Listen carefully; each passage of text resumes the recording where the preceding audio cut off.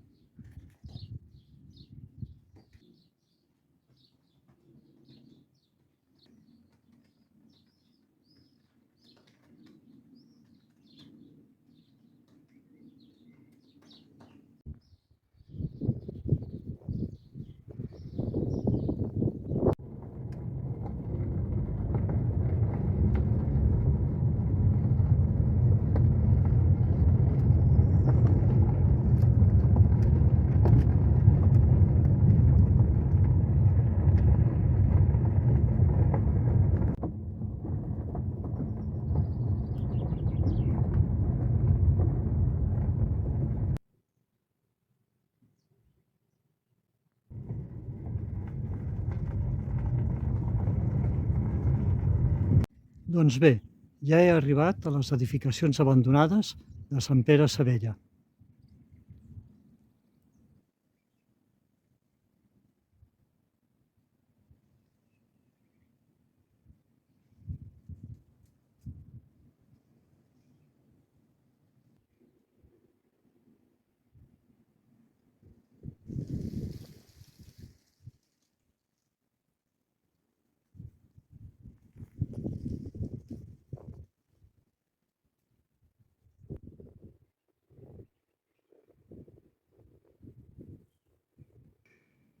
I molt a prop està l'església de Sant Pere Sevella del segle XIII.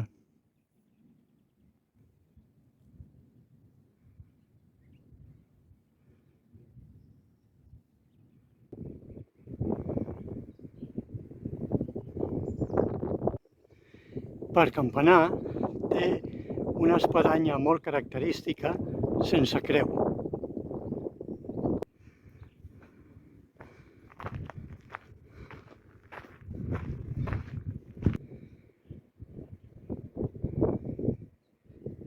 I just al davant de la porta d'entrada té aquest sarcòfag.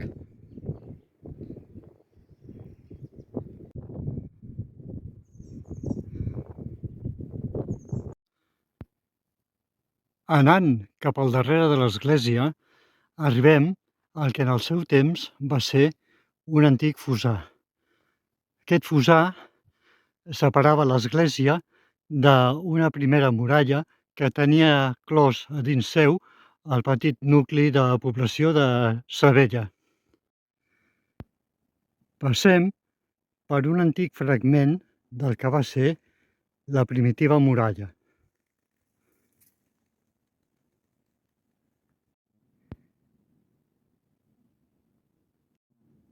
Hi trobem restes de construccions ja ocupades pel bosc.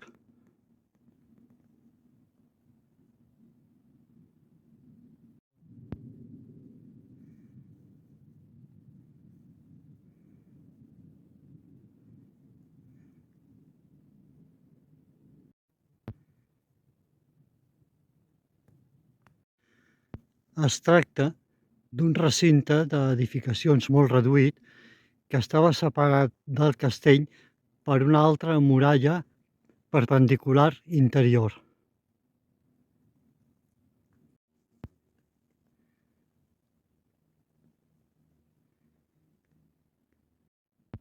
Aquesta muralla envoltava tot el recinte i el cloïa en el seu interior. L'any 1079 apareixen les primeres mencions del castell amb diversos noms, com Ipsa Betula o Castro Veiga. Sembla ser que es tractava d'un nucli molt reduït del segle XI que a partir del segle XV va quedar totalment deshabitat per la pesta negra.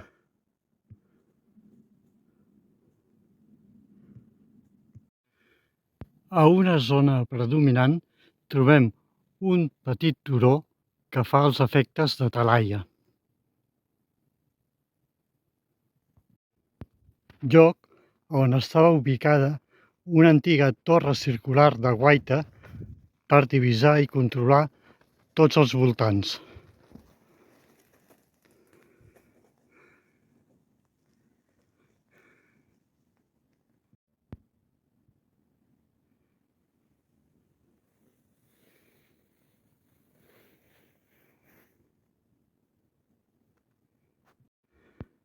Als seus peus hi trobem tot un munt de pedres, resultat d'haver-se desplomat en el decurs del temps.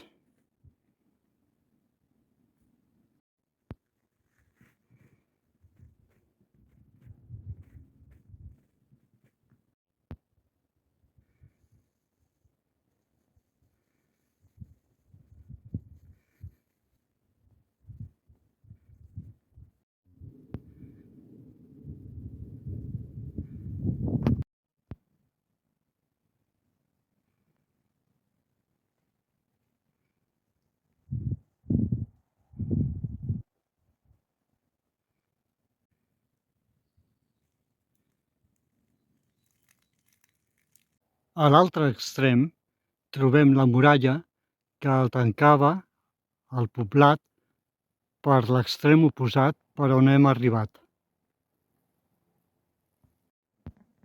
Aquesta muralla està trencada per un punt més enllà del qual ja és tot bosc i no hi ha cap més restre d'edificacions.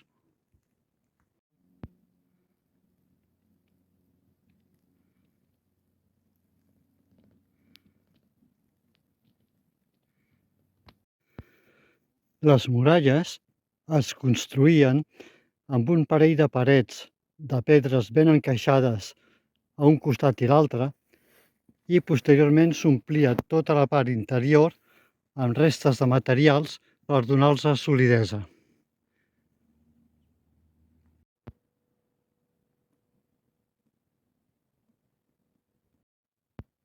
Ja fora muralla, travessant-la pel lloc trencat que hem vist, es pot apreciar perfectament tota la seva estructura.